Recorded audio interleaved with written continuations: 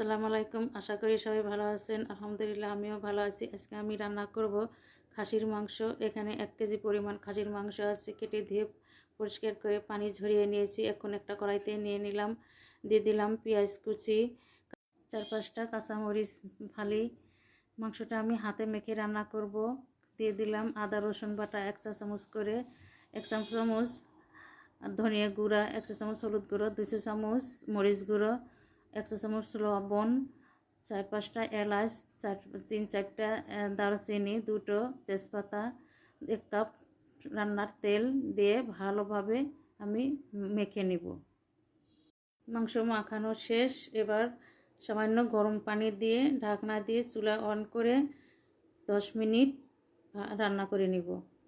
10 minute পর ঢাকনা উঠিয়ে মাংস আমি নাড়াচাড়া করে ভালোভাবে কষিয়ে নিয়ে আবারও ঢাকনা দিয়ে দিলাম।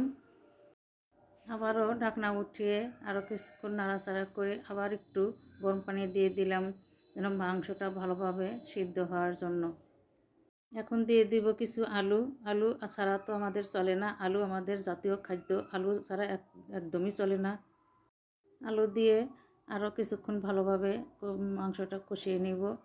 কষিয়ে নেওয়া শেষ। আমি এখন পরিমাণ মতো ঝোলের পানি দিয়ে দেব। ঝোলের পানি দিয়ে হাই হিটে 10 মিনিট রান্না করে নিলেই আমার খাসির মাংস রান্না কমপ্লিট হয়ে যাবে।